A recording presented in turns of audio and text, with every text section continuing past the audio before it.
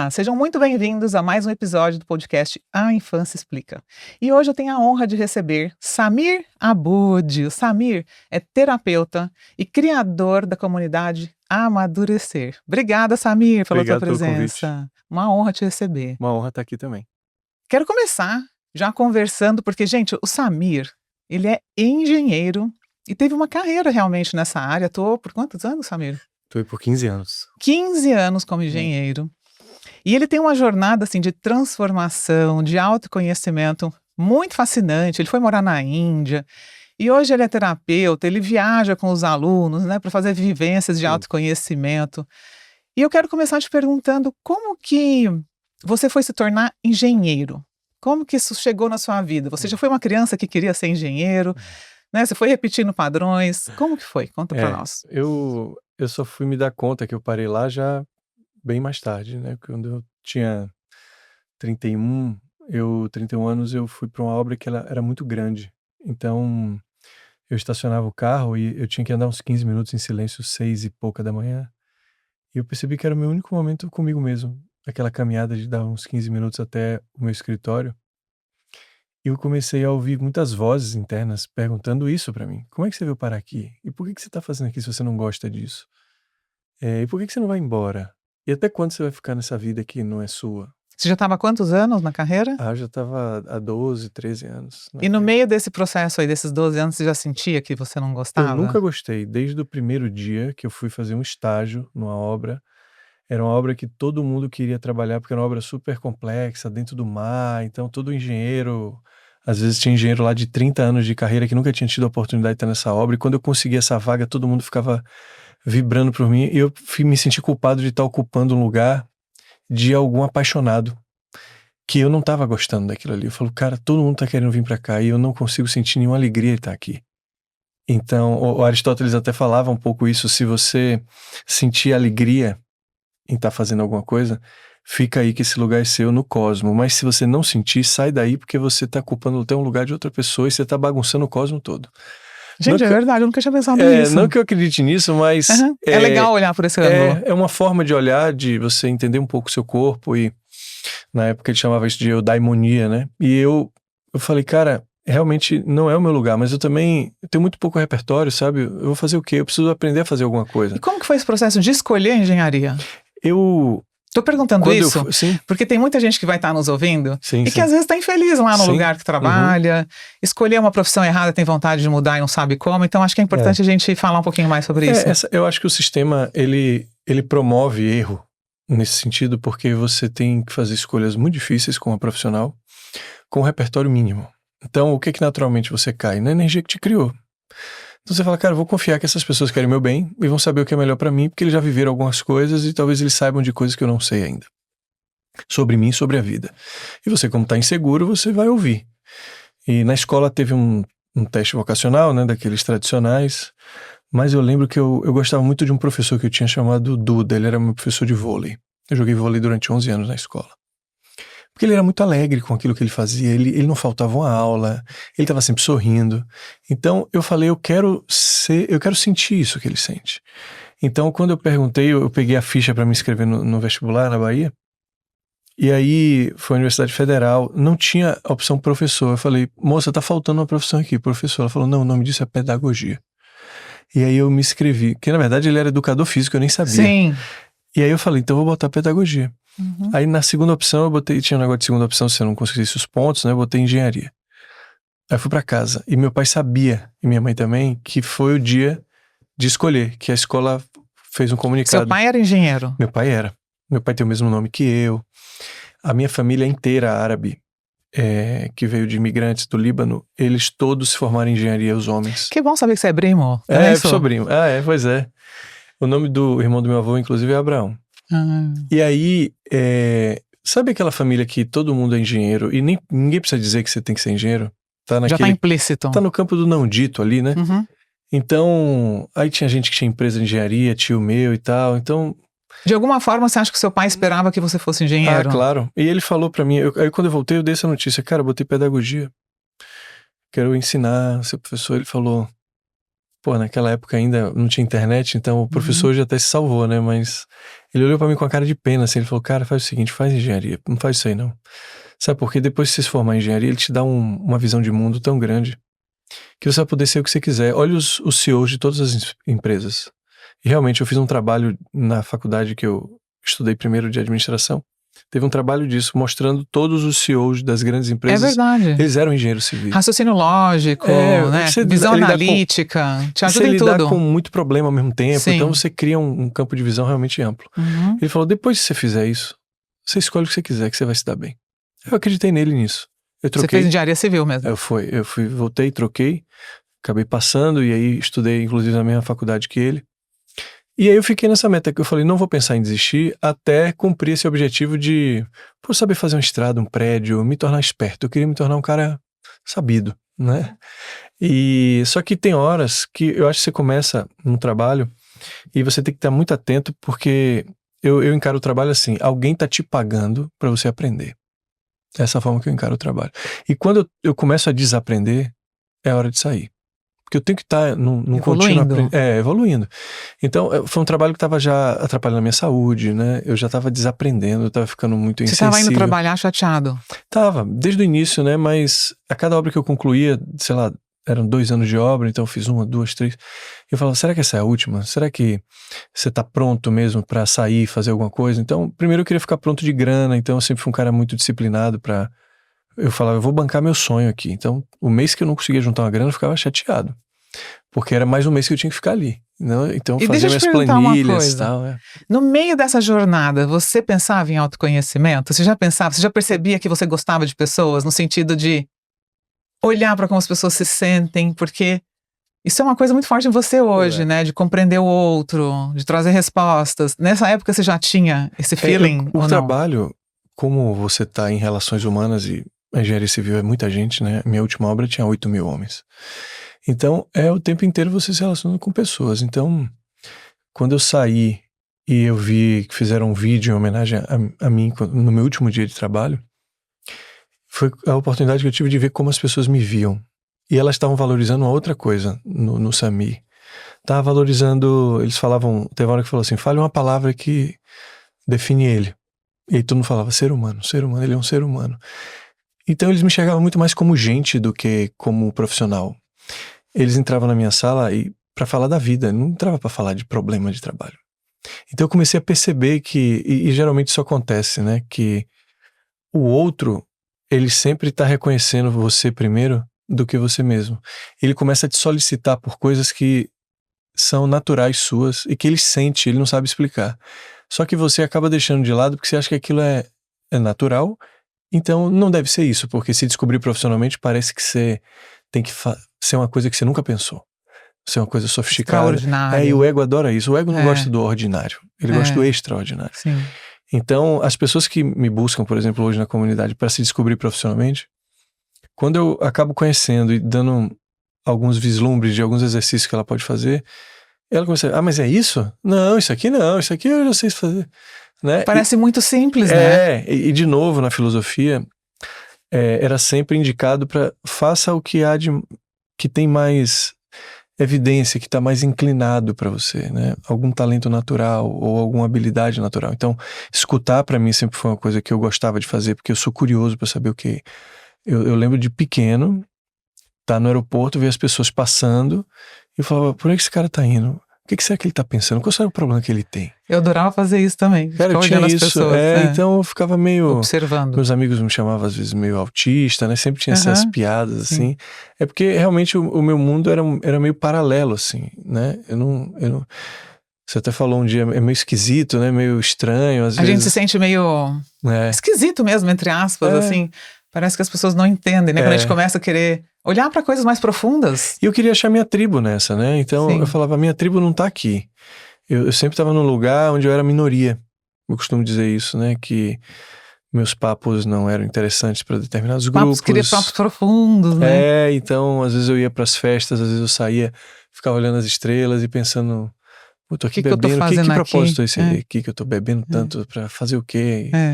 Né? Eu queria estar feliz sem isso aqui. Como é que faz agora? Em que momento que você decidiu sair da engenharia e falar, agora eu vou em busca de mim, de quem eu sou, do que eu gosto, porque eu sei que você foi para a Índia. Eu queria entender assim, como foi esse processo entre terminar a engenharia Sim. e ir para a Índia, e como foi quebrar esse padrão dentro de você, porque querendo ou não, acho que tinha aquele sentimento de o sucesso é ser igual ao meu pai, é ser igual às pessoas da minha família, e de repente enfrentar isso dentro de você. Aconteceram algumas coisas na infância que desviaram o meu caminho, eu lembro bem, né? A primeira delas foi quando meu pai, ele teve um princípio de infarto dentro do carro. Eu lembro ele e minha mãe me chamaram para comer uma pizza um dia de domingo. Eu acho que era para falar das minhas notas, que não estavam muito boas, eu devia ter 13 anos, 13 ou 14 anos.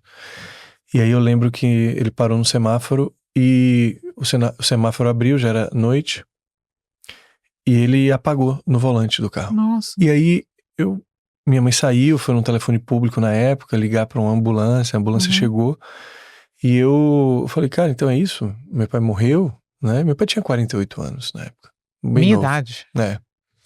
E aí depois ele acordou, foi pro hospital e tal. Eu lembro que quando ele teve um diagnóstico para fazer ponte safena, o médico dele, que era meio amigo da família, chamou a gente para conversar. E eu lembro que ele falou assim, cara, ó, seu pai tá assim porque ele não se cuida, ele não se alimenta bem e ele se estressa muito. Então você tem que dar alegrias a seu pai não pode se irritar. Então eu peguei aquele lema, botei debaixo do braço e falei, cara, o que vai fazer esse cara feliz? Pegou essa mochila para você. Então, primeiro eu fui me alimentar bem, eu comecei a me alimentar bem desde cedo, porque eu não queria... Às vezes a gente ia para um jogo de futebol no estádio, ver o time e ele não estava pronto, às vezes tinha uma viagem, ele cancelava porque ele não estava bem, ele estava sempre em risco, então eu falei, cara, eu não quero que isso aconteça comigo, com meu filho um dia, né? Então eu comecei a me cuidar desde cedo e na parte profissional eu fui dar essas alegrias pra ele. Então ele sempre quis que eu trabalhasse numa grande empresa que era famosa lá na Bahia. Inconscientemente até você falou, bom, eu sei que é isso que ele quer de mim. Eu sabia que ele ia, por exemplo, ficar muito feliz se eu passasse na faculdade que ele passou, na Federal, como orgulho do filho. E foi exatamente o que você fez, né? Foi, quando eu lembro que eu entreguei o diploma pra ele, eu lembro eu falando pra ele, falei, isso aqui é pra você. Como se fosse assim, eu cumpri a minha parte. Só que veio uma outra parte que ele queria também que eu trabalhasse, fosse bem sucedido no lugar. Então ele ia visitar minhas obras e eu ficava radiante de ver ele feliz, porque ele era muito estressado, então eu queria ver aquele cara sorrindo, sabe? Eu acho que os filhos, eles querem também, assim como os pais, ver os pais felizes. A gente demora muito tempo para entender que essa não é nossa responsabilidade. E aí depois que eu me tornei tudo que ele sempre quis, eu comecei a prestar atenção para ver se ele tinha se tornado uma outra pessoa. E ele continuava igual. Eu falei, cara, isso não tá sob meu domínio, né? Pelo contrário, talvez eu seja aqui um cisco dentro da felicidade dele. Nem ele sabe o que vai fazer ele feliz. Nem eu sei o que me faz feliz. Que prepotência é essa de estar querendo saber desse outro, que tem uma história que eu não faço ideia. Ele me teve quando minha mãe tinha 26, ele tinha 33 anos. De 33 para trás, o que esse cara passou, eu não sei.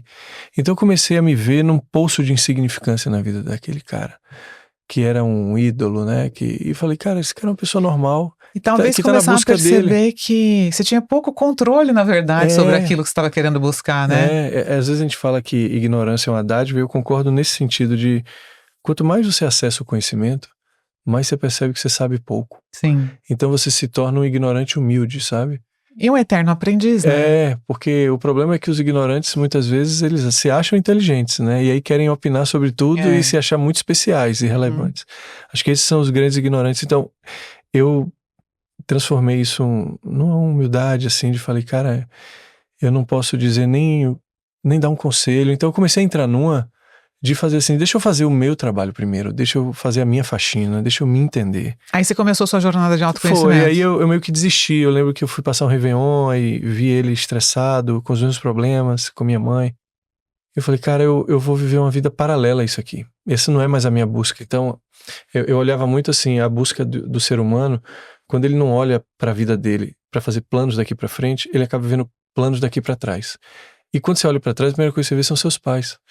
É você tentar resolver o seu seio afetivo. Então, a forma como você olha a vida dele, você fala, cara, então se eu fizer determinadas coisas aqui, eu vou conseguir, sei lá, imagina, eu estava vendo um documentário da Adriane Galisteu outro dia, que ela fez do Meu Ayrton, né? Ela falando, eu passava por tanta dificuldade financeira, então eu vi que aquela família era falta de grana o problema dela. Então ela foi pra vida só pensando em grana, pra resolver, porque ela falava assim, se tivesse dinheiro aqui, teria o amor de volta. O amor que era impedido de circular, de harmonia, ela entendeu que era pela falta de grana e aquilo ali virou uma estratégia de sobrevivência dela. E ela foi pro mundo assim, com a energia bem proativa, masculina, pra brigar pelo aquilo, né? Mas assim, ainda assim, é uma busca que não é original, sabe? Porque a depender da intensidade do trauma, tem gente que não consegue fazer o que eu fiz, tem gente que não consegue fazer uma curva. Fica paralisado. Tem gente que vai e com aquele lema até o final da vida, querendo ver o pai feliz, a mãe feliz, ou Isso que você falou é muito verdade, porque eu até falo nesse livro meu aqui, existem tipos diferentes de resposta ao trauma e que moldam o nosso comportamento. E uma delas é o perfil luta. Normalmente quem consegue mudanças e sair de fato do lugar é a pessoa que acostumou a, não, eu vou vencer isso aqui, eu vou enfrentar esse medo, ela é mais corajosa, ela faz acontecer apesar do medo, apesar das dúvidas. Já tem um outro perfil que é um congelamento, é aquela pessoa que fica paralisada pelo medo, ela até quer fazer um movimento, mas é uma questão neurobiológica mesmo, ela está paralisada num lugar de não ação, por mecanismos de sobrevivência, ela prefere ficar num lugar conhecido, ainda que doa, né? Então, que bom que você teve essa força para sair desse lugar, tomar uma atitude e construir a vida que você deseja, né? Quando eu me toquei disso, foi tudo muito rápido, sabe? Apesar, a insatisfação, ela foi longa, mas a realização de que eu estava meio preso nesse lema de vida, a família de origem sempre foi uma coisa que eu senti um peso muito grande, né? Meu pai teve um casamento anterior com 3 filhas, então eu lembro dele desde cedo falar, poxa, as meninas, às vezes eu passava de ano e as 3 meninas perdiam ao mesmo tempo. Então ele não tinha nem tempo para comemorar, pagava muita escola. Ele falava assim, você foi o primeiro filho homem, então quero que você tenha um futuro diferente, encaminhado e tal. E tinha muita expectativa sobre esse filho mais velho que veio com o nome dele, sabe? Que estudou na mesma escola que ele. Então, tipo assim, você tem que ser melhor do que eu, né? Você tem que fazer o que eu não fiz, sabe? Eu tinha que dar certo, né? Só que dar certo pra ele não tinha outro formato, né? Meu pai é de 48, então, poxa, um mundo pós-guerra em reconstrução. O sonho dele era dar uma casa própria a todo mundo e isso já estava... Era uma outra realidade. Outra realidade, então... Buscar felicidade, buscar bem-estar, era uma coisa terciária, né? Dessa jornada você decidiu ir para a Índia? Eu queria ir para um lugar aprender inglês, porque quando eu passei no vestibular, ele falou, eu não tenho dinheiro para as 2 coisas, eu te prometi dar um carro se você passasse eu pegava a prestação de uma faculdade particular e pagava o seu carro. Aí ele perguntou, mas sua faculdade está em greve, vai começar daqui a uns 10 meses, você não quer ir para os Estados Unidos? Eu não tenho como te dar um carro também. Aí perguntar para mim de 18 anos o que é que ele quer, claro que eu vou escolher o carro, né? E ele sempre jogou na minha cara que eu fiquei com esse déficit, você não aprendeu inglês e tal. E a empresa que eu trabalhei, a última, trabalhou com as Olimpíadas, Copa do Mundo, de obra, então realmente eu senti falta de crescer por conta da segunda língua e eu queria resolver isso, aí eu fui. Morei na Austrália 11 meses, 12, e depois dali, lá eu queria muito fotografar, eu adorava foto, imagem e... Aí fotografei, filmei, fazia vários trabalhos, vendia minhas fotos, comecei a ganhar uma grana boa. Lá na Austrália? Lá na Austrália, que bacana. E aí acabei conhecendo um cara que fazia vídeos para hotéis na Ásia em troca de hospedagem e comida. Então eu comecei a mandar e-mail para todos os hotéis que eu conhecia. Isso Bali. Foi depois que você saiu da engenharia? Eu já estava 1 ano na Austrália, aprendi a filmar, então... Você já estava se virando lá. Já estava me virando. Primeiro eu trabalhei assim, eu limpava muito chão, né? Fazia trabalhos para me introduzir mesmo na cultura. E ganhar uma grana de imediato. Mas depois eu comecei a botar minhas asinhas de fora assim, e fiz uma permuta para trocar. Tinha um restaurante que eu amava, mas ele era caro, então eu ofereci para ele, cara, eu posso refazer seu Instagram aqui com as fotos e você me dá um prato de comida por dia. Aí ele topou, comecei assim. Aí eu fui criando um portfólio, aí eu falei, cara, eu tô indo embora da Austrália, meu visto acabou, vou fazer o quê? Eu falei, vou mandar e-mail para todo mundo aqui na Ásia. Eu olhava os hotéis naquela época, ninguém tinha...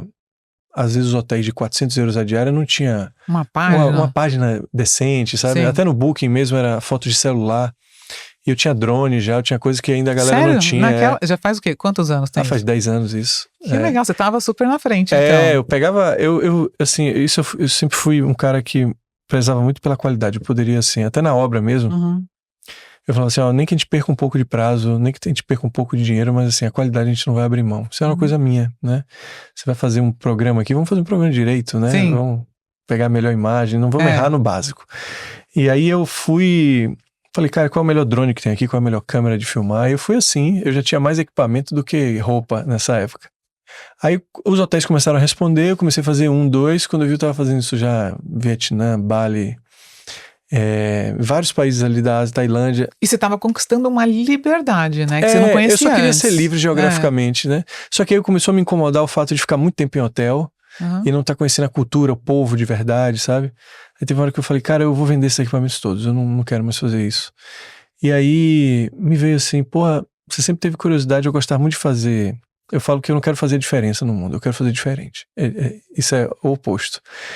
Eu não tenho esse intuito. Você quer fazer diferente do que as pessoas fazem. Diferente. Do que a boiada faz, seria isso? Eu falei, pô, eu não... Por exemplo, quando eu fui pra Europa, a primeira vez que eu pisei na Europa foi pra fazer o Caminho de Santiago, eu não fui pra nenhuma grande capital. Você não foi pra Paris e a Torre Eiffel? Não fui. Entendi. Só fui conhecer isso aí muito tempo depois.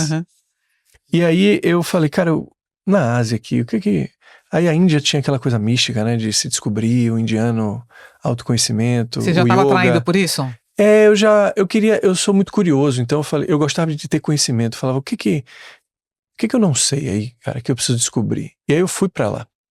Só com a passagem de ida. Aqui.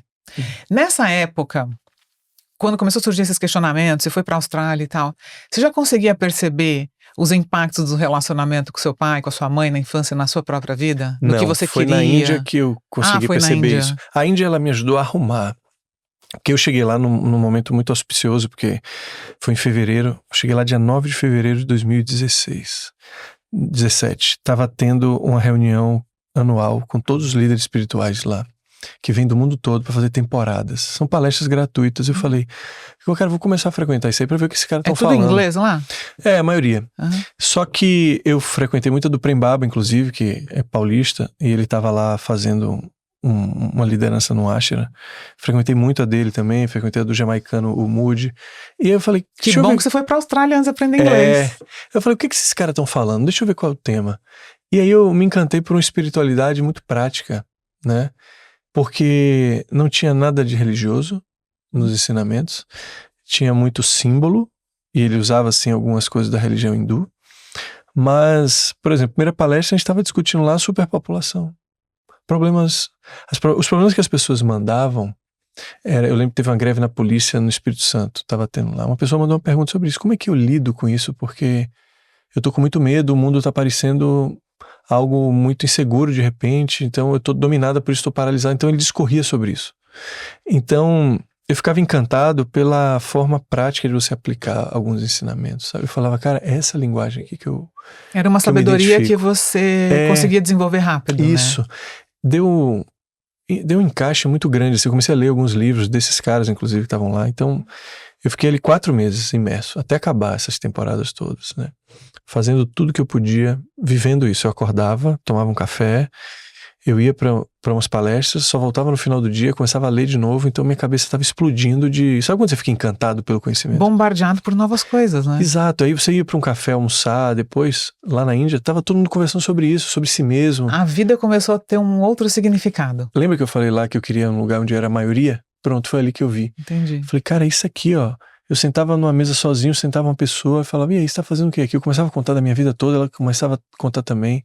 Você encontrou mais profundidade, né? Eu queria saber assim, o que uma pessoa, qual o drama que uma pessoa tá vivendo, como eu via lá gente da Europa, gente de... Pô, eu tive vários amigos sul-coreanos, então eu nunca ia ter acesso ao que você... E aí eu comecei a ver, minha forma de ver, assim, que eu chamo de inteligência, é quando você começa a ver padrão. Em vários acontecimentos, você começa a linkar o que tem em comum nisso aí. E eu comecei a ver que a cultura, ela tinha muito pouca influência perto aos dramas existenciais. Você fala, lá na Índia. Que comumente as pessoas têm. Então, por mais que a gente estivesse lá com gente do mundo inteiro, aquele tipo de conversa unia todo mundo. Ah, entendi. Tá entendendo? Pessoas de todo lugar do mundo conseguiam se falando conectar ali com aquilo. do pai e da mãe. Independente de cor, de insegurança, raça, religião. Poxa, todo mundo tem pai, tem mãe, tem insegurança, tem... É o que eu falo. Infância, né? Eu falo assim, tem 8 bilhões de pessoas na Terra, né? Nós temos pessoas que falam diferentes idiomas, pessoas, todo mundo é diferente um do outro.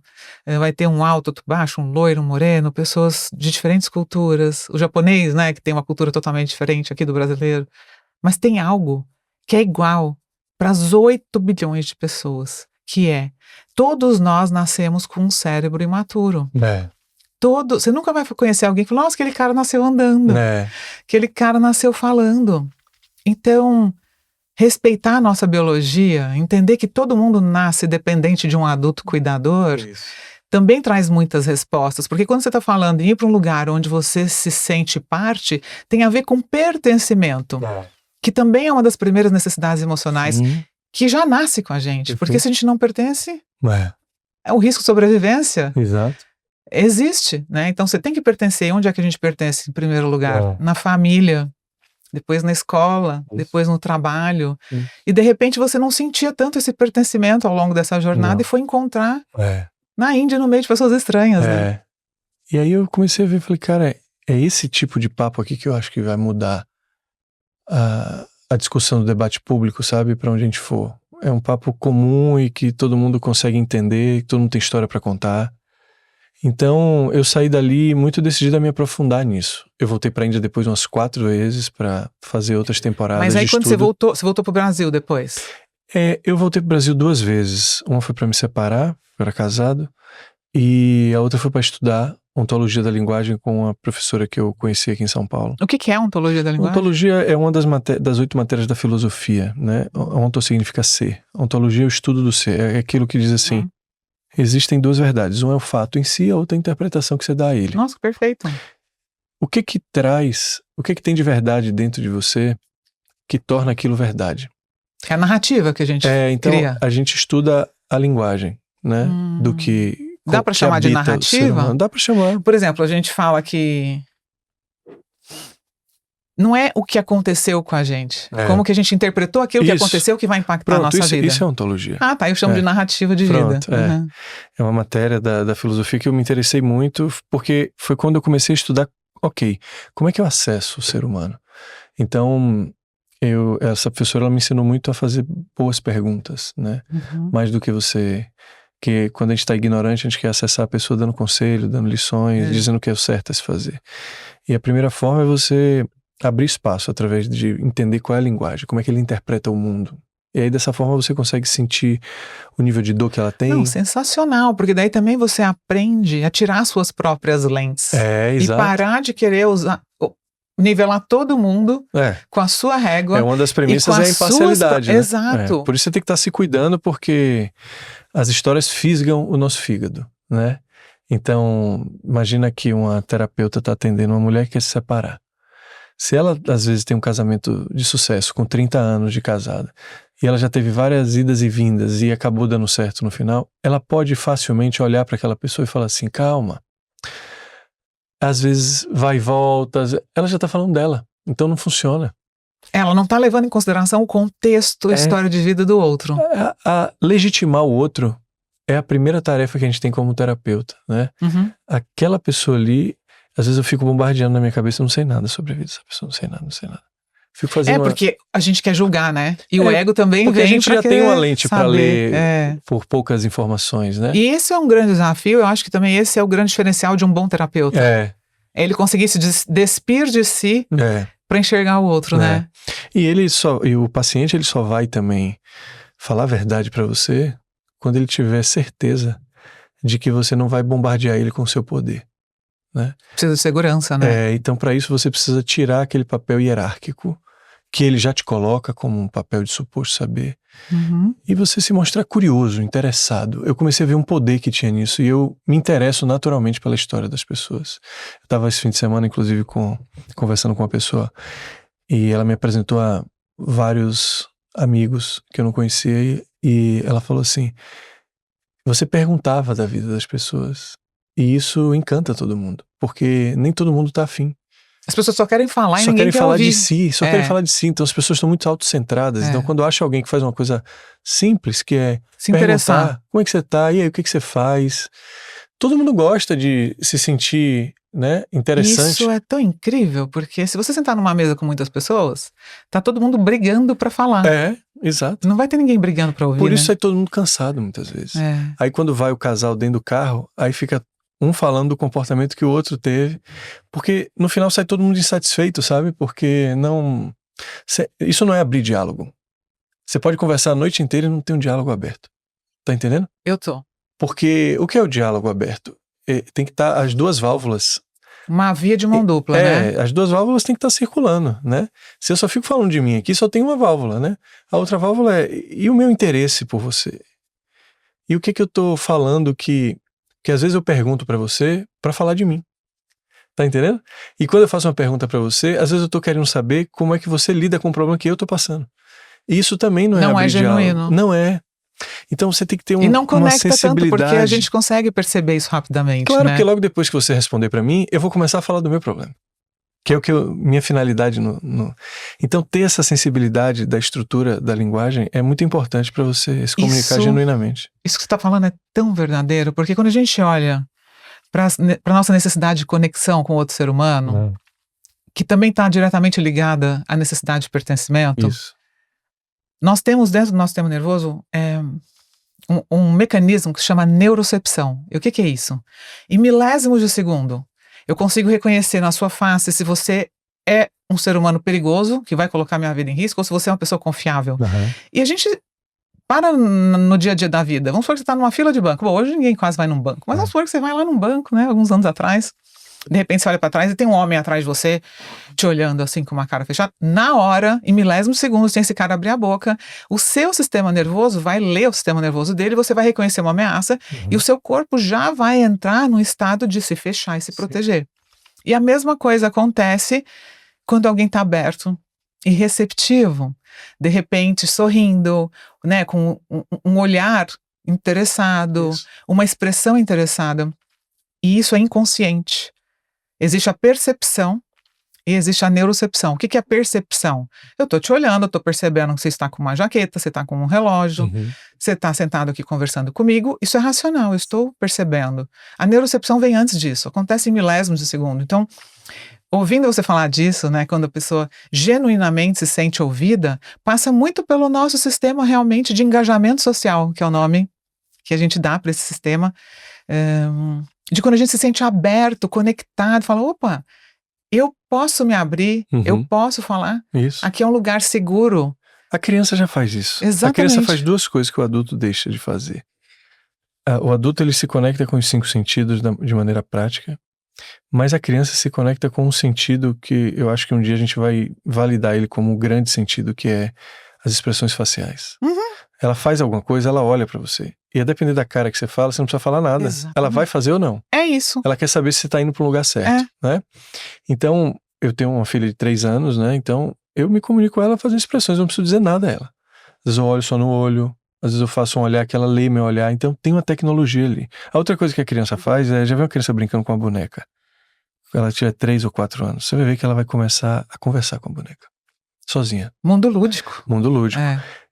Por exemplo, quando eu fui pro Caminho de Santiago a primeira vez, imagina, a gente caminhou 800 quilômetros.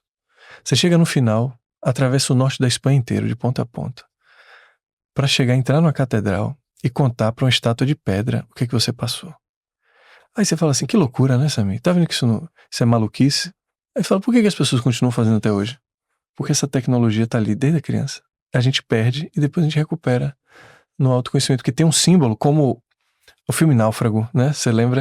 O que salvou ele? Aquele coco. A bola de basquete. Era a bola de vôlei, né? Que tinha o nome Wilson. É basquete. E depois que ele botou... vôlei. Depois que ele botou 2 olhos e uma boca, mudou completamente. Eu acabei de assistir esse filme com os meus filhos. Eu quis dar essa lição de resiliência para eles. O outro, ele é capaz de nos projetar ao ponto de a gente criar um afeto com a nossa experiência, né? Sim. Porque eu acho que o que a gente quer... No fundo, o que você está fazendo aqui é reunindo os seus valores e os seus sentimentos numa mesma experiência. No caso, esse podcast aqui. Se você me chamou, é porque de alguma maneira eu combino com seus valores. Sim. E de alguma maneira você tem sentimentos produzidos por esses valores e pela sua Que história conectam que com conectam. o que eu acredito. E isso está dentro dessa mesma experiência. O que a maioria das pessoas está vivendo na confusão? Os sentimentos e os valores envolvidos estão em experiências espalhadas. Às vezes o sentimento está num lugar, o valor está no outro. Aquela pessoa que não se acha coerente trabalhando com o que trabalha, sabe? Pensa uma coisa, faz outra. Pensa uma coisa e faz outra. Então, isso começa a ser cobrado para você fazer, dentro de um processo de amadurecimento, uma reunião, e você vai ter que brigar com seus afetos, porque você vai ter que ser disruptivo, você vai ter que decepcionar alguém. Você vai ter que suportar o não, a não concordância de muita gente. Tem inúmeras né? disciplinas que vão, né? Sim. Eu falo que entre a minha sala e o RH para eu pedir demissão, aparentemente não tinha ninguém, mas espiritualmente, subjetivamente, tinha um caminhão de pessoas e situações que eu tinha que transpor. Você precisou lutar, transpor, vencer. Claro, porque eu era livre, né? Só chegar no RH e falar, eu não quero mais não, amanhã eu tô fora. Não, e o tanto que nesses momentos vem a vozes, né? De inúmeras pessoas. É do pai, do amigo, da ex-namorada, de não sei quem. E menos a sua própria voz, né? Isso. E fortalecer essa própria voz, eu acho que é o nosso destino. Eu acho que no processo de ruptura que você faz, esse ponto de inflexão é quando você já tentou ser todo mundo. E só sobrou você. Sabe quando você olha pro camarim assim, você fala, caramba, só tem aquela roupa ali pra botar agora. Todas as roupas que eu botei fui pro palco, eu me apresentei mal. Não me encontrei. Deixa eu botar aquela ali pra ver como é que eu me sinto, sabe? O interessante é isso, é que a gente coloca aquela roupa como se fosse a última. Você fala, não, essa daí não é possível. Essa daí eu vesti a vida inteira. E o tanto que é confortável a gente, de fato, enxergar quem somos e poder, por exemplo, igual agora o seu trabalho é uma extensão de quem você se tornou. Claro. Isso, eu falo que igual, tipo, o meu trabalho, eu sou tão apaixonada pelo meu trabalho que eu poderia trabalhar de graça, tipo, é uma coisa que não tá separado de mim. Não tá, exatamente. E esse lugar, infelizmente, pouca gente consegue chegar.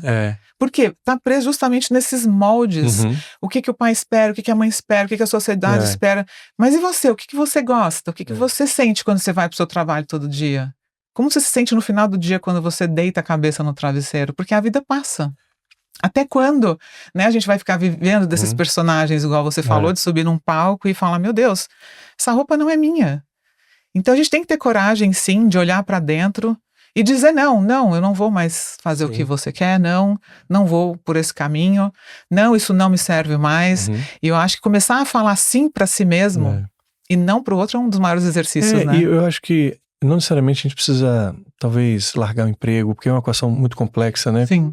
Principalmente a gente vivendo num país inflacionário, onde qualquer movimento... Eu falo de emprego, mas pode ser relação, pode ser qualquer outro lugar onde as mas pessoas você pode até estar num lugar que você talvez não se realize tanto, Uhum. Mas esse propósito de você ser você mesmo ali dentro, por exemplo, eu sou um cara que eu não era tecnicamente excelente, mas a minha forma de me conectar com os trabalhadores era única e que ninguém conseguia aprender isso na escola.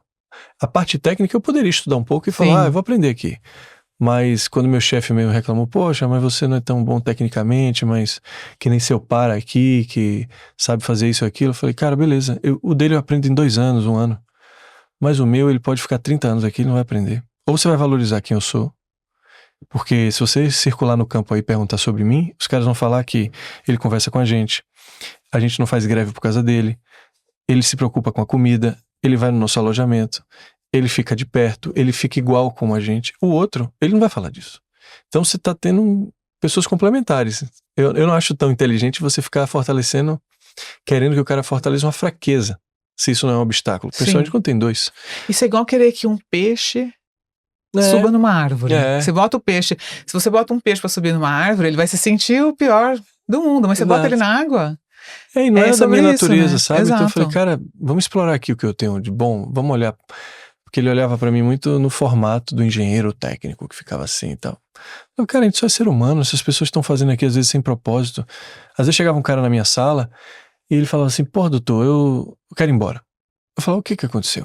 Eu lembro de um encanador que chegou pra mim e falou, pô, eu tava ali cavando tubo, aí chegou o meu encarregado, eu fiz uma pergunta pra ele, esse tubo tá indo pra onde? Aí ele falou assim, você não tem que saber pra onde tá indo, não. Você tem que colar o tubo e fazer bem feito. Aí o cara se irritou, foi embora e foi pra minha sala pedir demissão. Eu chamei o encarregado. O que o cara tava querendo saber? O propósito de estar fazendo aquilo. E eu expliquei, ó, bicho, esse tubo aqui é o tubo mais importante da obra, e era mesmo. Porque ele tá indo pro Ele reservatório. precisa saber, ué. Ele tá indo pro reservatório, Uhum. é o único tubo que tem aqui. Esse tubo é caro, veio de longe. Comecei a explicar a história toda. Então eu falei, pô, que bom que você tá aqui, porque eu queria até conhecer você, porque se você errar numa cola e estourar esse tubo aí, vai ficar 10 mil pessoas sem água. Olha o tamanho do reservatório. As consequências são drásticas. E ele falou, doutor, era só isso que eu queria saber. Eu só fiz essa Ele pergunta queria pra ser ele. ouvido, né? Ele queria saber que importância que ele tinha dentro É. daquilo, porque quando você vai pra história da psicanálise, por exemplo, você vai ver o Freud falando da libido como motor, né? E depois de Adler e de alguns, você chega no Viktor Frankl, que escreveu dentro do campo de concentração, que o que salva as pessoas é ter um sentido para aquilo. Quem se salvou ali não era quem era mais forte, era quem conseguiu encontrar um sentido para estar ali ou até para vislumbrar uma vida depois dali. Pra suportar aquela dor, né? Foi aquela força que salvou todo mundo. E isso está presente. Então, quando eu tinha acesso a algumas histórias como essa, que eu gostava de ver, eu consegui encaixar um tema de propósito no encanador botando um tubo. Entendendo porque do ser humano, do mesmo jeito que ele se pergunta, um grande CEO pode estar se perguntando. Só vai Qual mudar. é o sentido do que eu estou fazendo? Exato. Então, essa tecnologia está na gente. A gente veio para cá sem saber de onde a gente veio. Sem saber o que a gente tem que fazer aqui para ter uma vida boa. Afinal, todos os filósofos estavam tentando propor isso pra gente. E sem saber pra onde a gente vai depois daqui. Então, isso é um tripé de desamparo, né? Então, ou você vai conseguir, né, entender que talvez a vida não tenha sentido nenhum, mas não é proibido você dar algum, mas nem todo mundo tem capacidade cognitiva, espiritual de dar um sentido. Então vai precisar delegar isso a uma instituição superior, às vezes a um governo, às vezes a uma causa de uma dor, como você vê hoje muitas temáticas no mundo, praticamente todas iguais. Temas raciais, temas de gênero. Isso viraram um propósito de vida para muita gente, politicamente. Você vê o fenômeno que aconteceu de direita no Brasil, por exemplo. Olha o que você vai ver o perfil.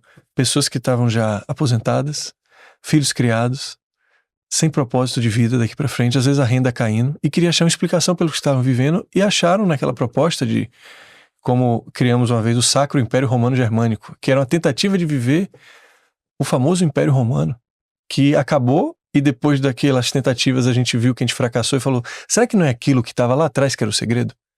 Buscando respostas. E aí foi buscar, então vamos tentar criar de novo. Aí botou a Capital Viena, botou aquela música clássica, os inteligentes todos ali. E isso foi a mesma coisa. Essas pessoas que tinham mais idade falaram assim, cara, será que eu não tô feliz porque a gente perdeu aquele mundo que a gente conhecia? Vamos tentar reviver aquele mundo, né? Só que isso aí entra em conflito muito grande com um mundo que vem te atropelando sem pedir licença. Você consegue até adaptar alguns costumes, mas a imposição acaba encontrando uma resistência que depois fica difícil. Mas assim, se você vê, eles estavam tentando através da política o que o meu encanador estava tentando fazer através de um tubo. No final, é a mesma coisa. Você quer encontrar um significado. Só que a gente, ao invés de a gente olhar isso, discutir isso, fala, cara, vamos ver o que tem em comum. Como eu te falei, de ver padrão. Porque a gente fica discutindo a estratégia do outro e não a origem. O porquê. O porquê. Que tá em mim, tá em você, tá no encanador, tá no político de direita e esquerda.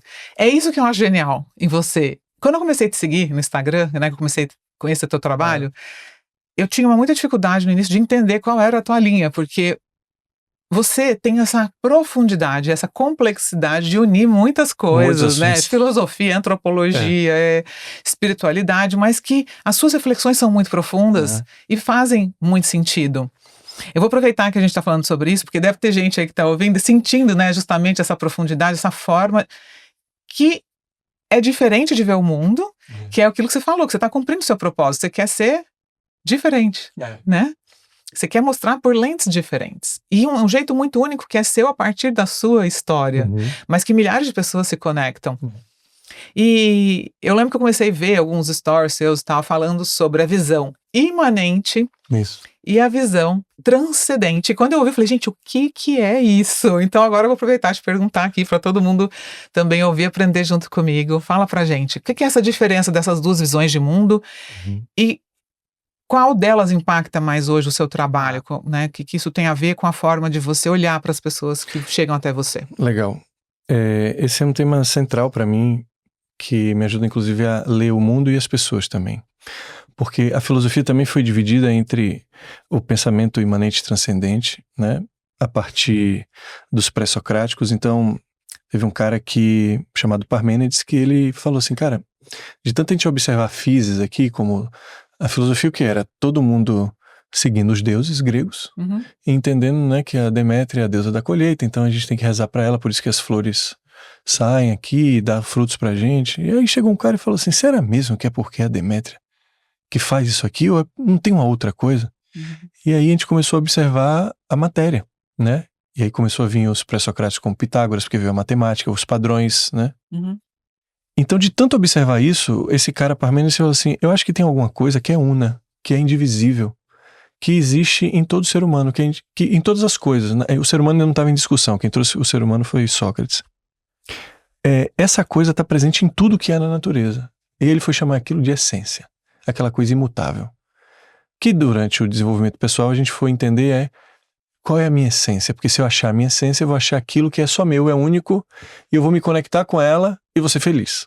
Esse é um tipo de pensamento chamado transcendente. Transcendente é o quê? É algo fixo, que já veio em você. É algo que é fixo, como, por exemplo, as religiões são transcendentes, né? Existe o mundo ideal, é o paraíso para o cristianismo. Errado. O Platão trouxe o mundo ideal, que é o mundo das ideias. Então existe um certo. Como se fosse assim, uma lei que você precisa seguir. Exatamente. Então tem um pacote pronto aqui para você, né? As empresas até acabam chamando isso de código de ética, mas não existe, porque a ética presume que você seja livre para escolher. Existe código de conduta, que é diferente. Tem uma regra aqui. A filosofia imanente, eu vou tentar trazer um exemplo que até minha professora me ensinou, que diz o seguinte, imagina que você foi hoje no shopping e você tá precisando de um sapato. E aí você olha esse sapato e ficou perfeito no seu pé.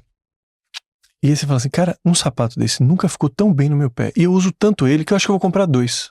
Porque depois que ele gastar, tá num preço bom, talvez ele nem fabrique mais e eu tenho melhor dificuldade. Eu garantir. Pronto. Na filosofia imanente, na filosofia transcendente depois de 2 anos calçando aquele sapato, quando eu pegar o outro no armário, ele vai estar exatamente igual no meu pé. Na filosofia imanente, não. Porque o primeiro sapato transformou o meu pé. E o segundo sapato foi transformado pelo armário. Então nunca vai ser um encontro igual. E talvez eu tenha usado 2 anos aquele sapato e quando eu for usar o segundo também eu já nem queira mais aquele sapato, né? Ainda tem isso. Mas olha como já fica complexo se a gente falar só do pé. Tá entendendo? Então a filosofia imanente vai dizer o seguinte, o tempo inteiro nós estamos sendo afetados pelo mundo e afetando o mundo. Essa é imanente. A imanente. Tem um filósofo chamado Heráclito, que você deve conhecer uma frase famosa dele, que é, nenhum homem toma banho no mesmo rio 2 vezes. Sim. Porque nem o rio é mais o mesmo, tampouco eu. É verdade. Então, mas pra gente, na filosofia transcendente que tomou conta do inconsciente coletivo, né? A maioria das pessoas é transcendente, então deve ter um mundo ideal. Por exemplo, o mundo ideal pode ser assim, é quando eu for muito rico. Esse é o mundo a ser buscado. E o caminho pode estar me mostrando uma outra coisa, mas eu tô preso tanto àquele padrão, àquela ideia de felicidade que eu não largo aquilo. E nem desfruta do caminho, né? E nem desfruta do caminho. Então, o imanente, ele tá olhando muito para cada passo. O percurso. Tipo assim, ele tá com sede, morrendo de vontade de tomar uma cerveja. O transcendente entende que ele precisa tomar uma garrafa. O imanente, ele tá prestando atenção no gole. Porque aquele primeiro gole nunca vai ser igual ao último. Porque a cerveja vai estar quente. Porque ele vai estar já empapuçado. Então, o imanente, ele olha muito a cada instante, ele curtir aquele momento então, como se fosse único. Na Índia você aprendeu essa vertente imanente. Não, isso foi estudando filosofia e eu vendo que ela fazia muito mais sentido para mim do que a filosofia transcendente, onde todos nós temos alguém dentro de nós que diz que acha que sabe onde a felicidade está. Se você que está assistindo, você deve ter tido isso, eu tive as pessoas aqui. Se perguntarem assim, como é que você será feliz? Quando acontecer o quê? Todo mundo vai ter alguma resposta. E geralmente é uma resposta que elimine a dor do momento. E é algo que está fora de você, que não está aqui no agora, né? Só que o que no momento está doendo, não será o que está doendo daqui a 10 anos. Então o pacote mudou. A resposta mudou. Então a gente já é imanente por natureza, mas a gente se comporta de uma maneira transcendente. Tá entendendo? Tô entendendo. A gente olha muito e tem muito apego. É como se fosse assim, imagina aquela pessoa que estudou 5 anos para concurso. Ele não passou ainda. Mas ele se apegou tanto aos 5 anos de estudo, ele falou assim, não, minha felicidade tá quase ali, porque o concurso era meu sonho, sempre foi o meu sonho. Aí quando ele Só consegue... que depois de 5 anos, ele precisa ter coragem para dizer assim, será mesmo que isso é o meu sonho?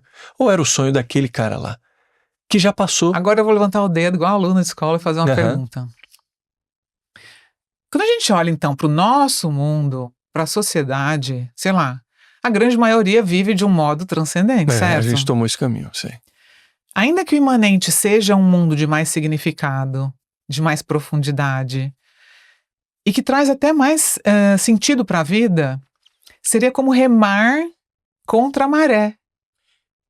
Eu acho Assim, eu que falo quando... Você entende a pergunta? Eu entendi. Tipo, vivendo numa sociedade onde as pessoas Sim. estão muito presas nesse olhar fixo do transcendente, né? Você não já viu aquela música? Mas como vai você, um filho de Deus, uma pessoa comum, nessa canoa furada, remando contra a maré? Uhum. Não acredito em nada não, só não duvido da fé. É mais ou menos você viver na presença. Por exemplo, vamos levar para os relacionamentos amorosos. A maioria das pessoas, quando encontra alguém e dá o primeiro beijo, o segundo beijo, tem 3 encontros. Essa pessoa criou ou não criou um ideal Criou. daquela pessoa? Sim. Isso é o quê? É transcendente ou imanente? Transcendente. Transcendente. Aí quando a gente olha assim, a gente fala assim, caramba, ele não tá combinando muito com aquele ideal que eu pensei. Uhum. Então eu vou passar aqui um tempo para transformar ele naquele ideal, Sim. né? E aí, quando é que o namoro termina? É quando ele não Consegue chegar naquele ideal, então ele fala, desisto. No final, ele nunca se relacionou com a pessoa real. Só com a expectativa. Porque assim, ó, vamos lá. Puxa, a Thelma não é como eu imaginava. A imanência vai fazer uma outra pergunta. Mas quem é Thelma? Então, ela tem um interesse muito pelo real. Não há um tempo ideal, não há uma nostalgia na imanência. Uhum. Há o que é, né? Nietzsche tem chamava muito a isso de ver amor com- fati. Tem muito a ver com os estoicos, né? Também. Eu gosto muito do estoicismo e me identifico muito com essa coisa, né? É aqui, é agora, é focar naquilo que você pode controlar, é não ficar gastando minha energia com aquilo que, puxa, não tá no meu controle. Eu acho que essa visão transcendente vai na contramão do estoicismo, né? A maioria, porque a versão transcendente, ela conforta muito. Vocês estão entendendo a gente, gente? É muito confortante, né? Imagina que, poxa, sei lá, pra você perder uma pessoa. O transcendente vai falar o quê? Ele foi daqui pra um lugar melhor, ele tá em paz, tá tocando harpa lá, sei lá. Uhum. O imanente, ele é muito frio nessa hora. Ele vai falar, cara, era só uma Chegou unidade o fim. de carbono É o fim e de foi se ciclo da decompondo. vida. E depois a vai vida virar terminou. adubo, a planta come, depois... Então, o que conforta mais, né, nessa hora? Então, por isso que no tripé do desamparo, as ideias transcendentes, elas acalentam o coração. Às vezes diminui a dor de viver. Só que para algumas pessoas como eu, isso não dá conta de explicar a vida. Eu tô entendendo Até aqui que eu também tô mais pra esse lado. O que é motivação? É um motivo que você toma uma ação. O que te motiva hoje? Te motivava há 10 anos? Não. Te motivava há 20? De jeito nenhum. A gente já faz isso. E os motivos, eles deveriam mudar. Imagina Sim, porque a gente tá sempre evoluindo, mudando, aprendendo. Pelo menos deveríamos, né? Puxa, não estar no mesmo lugar, né? De 1 ano atrás, 2 anos atrás. Uma época, a minha grande motivação era realizar meu pai, como eu contei aqui. Né? De repente, isso não faz sentido nenhum pra mim. Se eu tô fixo naquilo lá. Por exemplo, às vezes eu falo muito sobre família de origem, como você precisar fazer uma ruptura pra olhar e chamar de família aquilo que você construiu, que é uma coisa da lei da natureza. Uhum. Você olha pra frente e aquilo que ficou pra trás foi uma fase. Muitas vezes eu sou atacado até nas redes sociais. Você fala isso, pai e mãe é tudo pra mim, meu pai tudo é muito pra mim. Cara, você tudo bem. dá umas respostas lá, né, Samir, que são muito... É uma chulapada de tomada de consciência total, assim. E eu entendo, porque eu também tô nessa área, eu também gosto de dar essas respostas pra pessoa falar, opa, acorda, não vou passar a mão na sua cabeça, porque tem muita gente que quer ficar, né? A pessoa quer que você fique ali passando a mão. E não, na verdade, a gente quer tirar ela daquele lugar pra ela agir e conseguir fazer a transformação que ela quer. Sim. Mas como que é pra você, porque o seu público maior é mulher, você sendo homem, né, e dando essas chulapadas, como é que é a recepção lá do outro lado? Eu acho que acaba dando uma selecionada no público, né, porque não chega ninguém lá sabendo que eu vou ficar passando a mão na cabeça pra confortar ela. Então, dentro da energia yin yang, a energia yin é o quê? Você tá naquele momento de dor, então você só quer ser acolhido, e nesse momento você não pode falar verdade nenhuma na cara da pessoa, porque ela não tá aberta a ouvir. Ela só quer reclamar. Então, como que você acolhe a pessoa, então, nesse momento? Porque chama você acolhe... Como é que é lá? A sua Acolhe comunidade. Terapias é a nossa clínica Você digital. está acolhendo lá no Instagram? Então, quando chega pessoas assim na aula ao vivo e querem falar muito do seu problema, você tem que ter a sensibilidade de falar assim, o que ela tá precisando hoje é escuta. E eu encaminho logo pra terapia e falo assim, ó, no final eu falo, ó, você tá numa energia chamada energia Yin. É uma energia inicial, você deve ter acabado de passar por algum trauma, alguma ruptura. Você precisa exercitar, botar pra fora, mas o lugar certo de fazer isso é um set terapêutico, você precisa ter uma profissional que te escute de forma interessada, reverenciada pra sua história. E vai ter uma hora que esse acolhimento, ele vai começar a não te ajudar mais. É aquela hora onde você já está falando sobre aquilo e já não está te doendo tanto. Nessa hora você precisa ir para energia yang, como os orientais chamam. É igual quando um pai precisa, uma águia tem que jogar o filhote do ninho, né? Tipo, você tá pronto, agora vai voar. Isso tá na natureza inteira. Se você olhar a história dos pinguins, você olha tudo. Só que o ser humano, onde é que ele tem problema? Quando ele vai na contramão da natureza. Qual é a natureza da criação, por exemplo? É a primeira aula que eu dou lá no módulo de família. Você tem uma prole, você entrega durante vários anos tudo que você sabe. O caminho natural é ela virar e ir. E ela continua nesse ciclo natural. Onde é que dá o problema? Quando a gente vai contra essa natureza. Khalil Gibran fala disso, né? A gente olha pra trás e fala assim, os filhos são como setas, tipo, vieram de nós, mas não nos pertencem. Então, o que eu tento trazer pra eles é um ensinamento muito prático. Eu falo, cara, isso já está na vida, é a lei da natureza. Como é que as suas figuras de apego, por exemplo, que são figuras importantes, serão seus pais até o resto da vida, se você vai ficar aqui muito mais tempo sem eles do que com eles. Eles vão embora. Então é importante você criar outras figuras de apego que são importantes para você viver essa jornada. Então eu recebo uma mulher, sei lá, de 42 anos, que tem 2 filhos, tem um marido, mas está preocupada porque a mãe dela prefere a irmã do que ela. Você entendeu? No lugar de criança ainda, né? Tá na infância. É um descasamento. Então, não adulteceu, né? Exato. Então o que eu tento trazer? Cara, ó, se você ficar olhando para trás, os seus filhos hoje estão sentindo a mesma ausência que você sentiu quando você era criança. Ela não tá lá emocionalmente disponível. Você só tá perpetuando a sua dor sem você saber. Exato. E daqui a um tempo, seus filhos vão falar a mesma coisa. E aí vai... Se você chegou aqui, é para você mudar a história para trás e para frente. Seus filhos estão sentindo falta de você. Quando nasce um filho, nasce uma mãe, mas morre um filho dentro de você. Me perguntaram, por exemplo, agora que você teve filho, como é que você vê seu pai? Eu falei, como um avô. Eu não preciso de um pai mais. Preciso de um amigo, talvez, um conselheiro. Mas isso pai... que você tá falando é importante porque... Quando eu falo em adultecer... Inclusive na neurociência a gente fala muito sobre... Em inglês a gente fala reparenting, eu já falei isso em outro podcast aqui, que é o termo a gente reparentar. É a gente se tornar os nossos próprios pais. Né? E como adultos, a gente se dá aquilo que a gente não recebeu, seja amor, aceitação, encorajamento...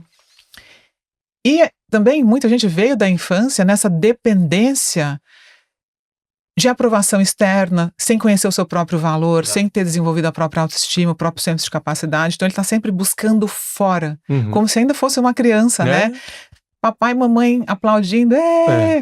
Então a gente tem que aprender a se dar isso e parar de esperar que o seu pai e sua mãe venha, mude para te dar aquilo que você não recebeu, né? Só que a gente tem um problema social, que é a nossa cultura perdeu os ritos de passagem.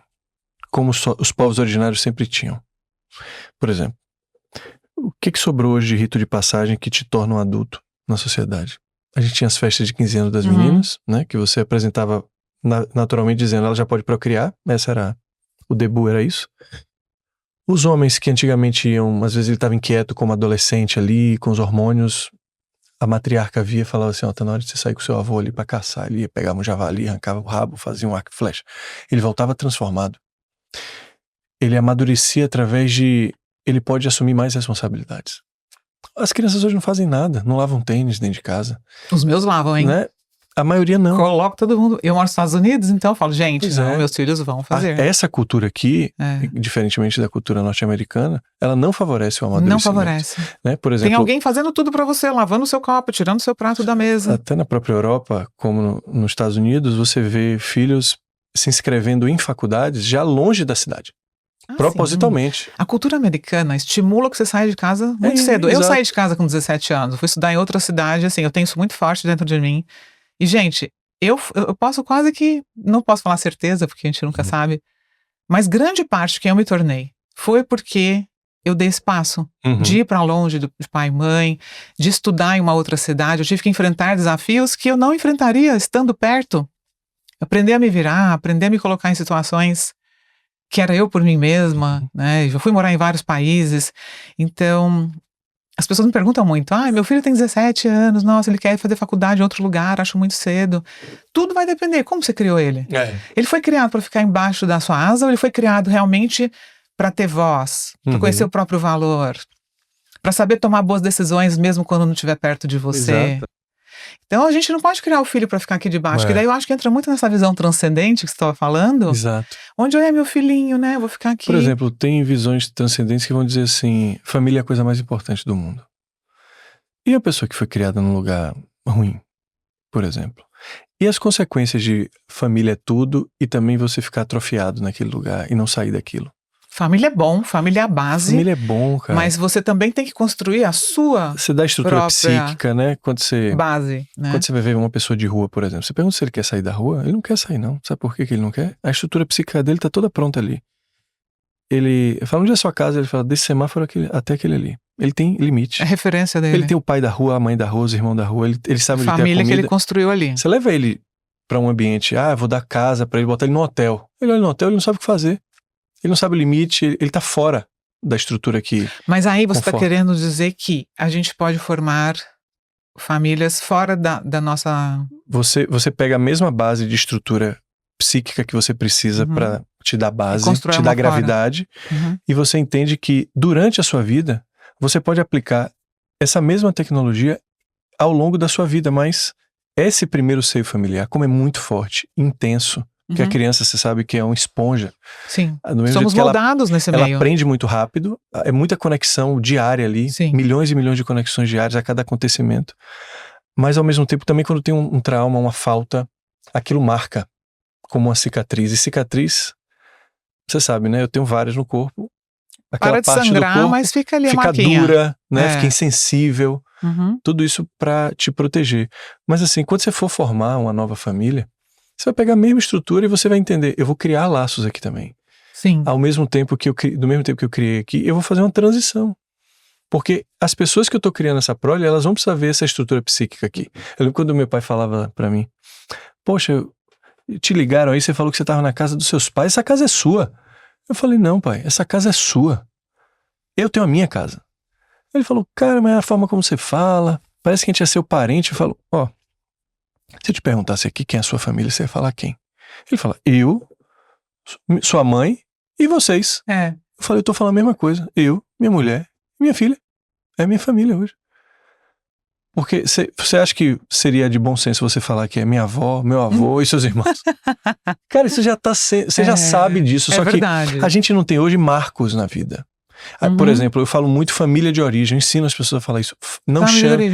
Eu estava agora numa vivência com uma participante, inclusive dos Estados Unidos, brasileira, que mora lá, levou o americano, o marido dela. E aí ela passou aniversário na vivência no Atacama, ela falou assim, Sami, esse foi o melhor aniversário que eu tive na minha vida. Eu não me lembro, nem na minha família, ter tido um aniversário desse. Aí o marido olhou pra ela, porque assim, ela tá casada com ele há 6 anos. Você acha que quando ela falou essa frase, ela tava falando de que família?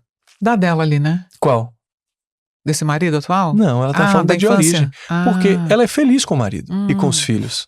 Só que o trauma dela, como não foi trabalhado, ela pula o sistema de origem que ela... o sistema familiar que ela formou, e ela vai pro ambiente que ainda não curou essa dor. Então ela comparou a vida dela do dia do aniversário dela de hoje com a família de origem. Com a família de origem. Então ela pulou, é como se ela nem enxergasse o que ela tá vivendo. Ela não enxerga o que ela tá vivendo, porque ela tá tão presente na dor. Sim. Que enquanto você não fizer isso aqui e não der um tchau pra isso aqui, você não olha o que tá acontecendo agora. É por isso que o processo de individuação, né, que chama na psicanálise, é tão importante. Exato. Senão você fica ali preso como um bebê, né?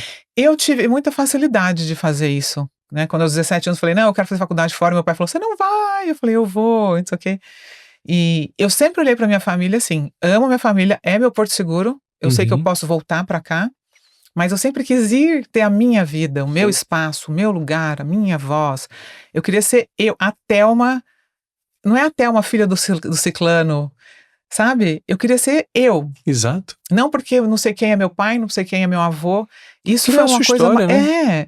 Então, muita gente não consegue dar esse passo. Às vezes tá com 40, 50 anos ainda não consegue nem mudar de cidade porque quer ficar perto ali do papai e da mamãe. Exato. E o mundo é grande demais, é bonito demais pra não ser E visto, assim, né? quem é que não quer ter um filho e você tá com 70 anos e fala assim, poxa, 80, eu posso ir embora, que meu filho tá bem, ele vai saber se virar sem mim. Ai, É o sonho de todo pai e mãe. É o que eu mais quero na minha vida. Né? Então, se você tá desejando isso, se você quer colher isso, Você tem que começar agora?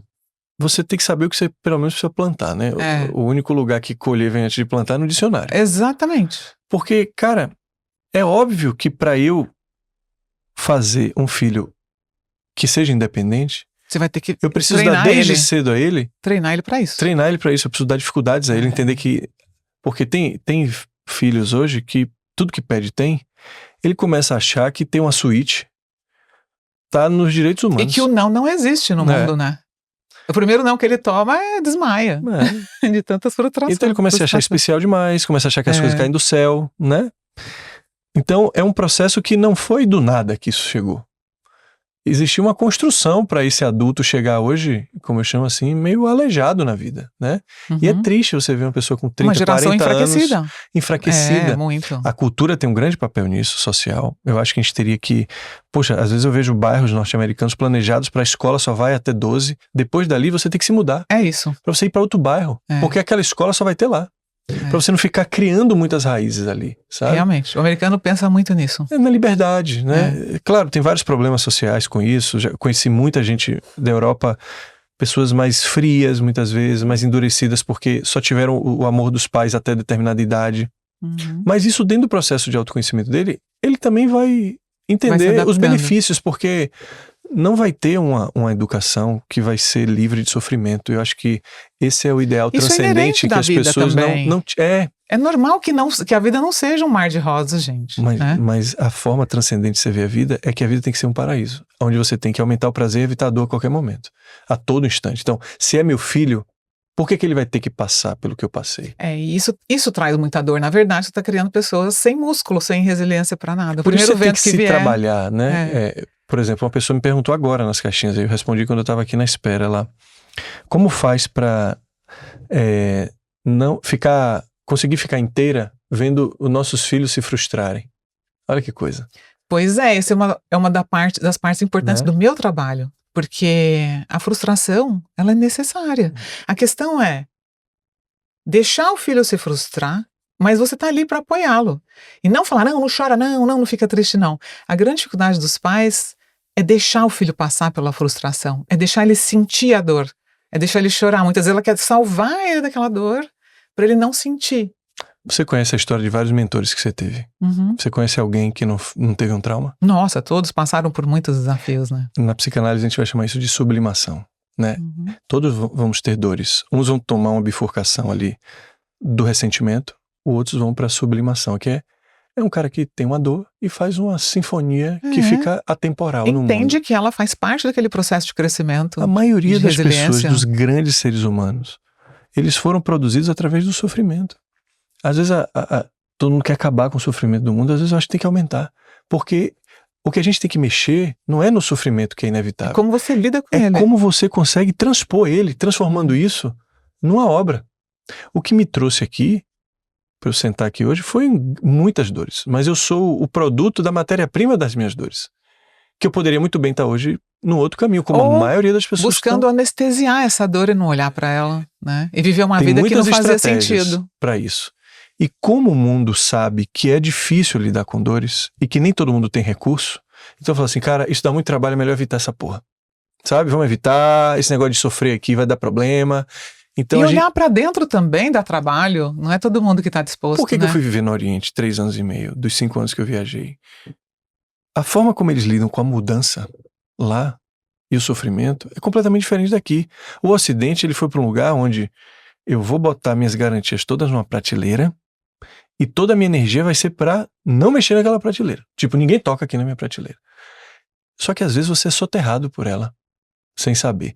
O indiano, por exemplo, você vai conversar com ele, ele vai falar para você assim, não, há sempre mundos terminando para outros nascerem. A tríade de deuses lá, que são Brahma, o criador material, o Shiva, que é o destruidor, e o Vishnu, que é o mantenedor. Então, existe um ciclo de criação e destruição dentro da ideologia hindu.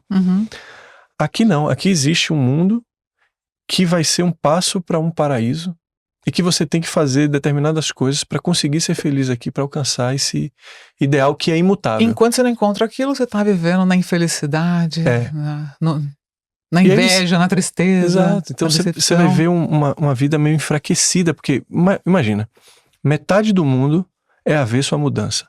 A outra metade recebe ela como uma nova possibilidade. É só você ir lá olhar. Lá você não vê doença psíquica, como você vê aqui. Depressão, ansiedade, transtorno. O terapeuta que chega aqui, eu vou validar meu diploma para trabalhar na Tailândia, vai morrer de fome. A estrutura psíquica deles para lidar com o sofrimento é diferente. Eles não olham dessa forma que a gente olha. E não precisa ninguém ficar dizendo para ele o óbvio, que é, a vida é isso também aqui. Nossa, Samir, esse nosso papo tá incrível. Eu poderia ficar mais muito tempo conversando com você, mas estamos chegando ao final de mais um episódio. E aqui a gente tem um ritual no final, que é o baú da infância. E eu queria te perguntar, você tem alguma memória positiva da sua infância que te acompanhou ao longo desses anos, né? Que você lembra e fala, puxa, que bacana ter vivido isso. Cara, eu tenho muitas. Eu vou falar uma do meu pai e uma da minha mãe. A da minha mãe não foi uma pessoa que estudou muito, mas ela tinha uma sabedoria que era dela.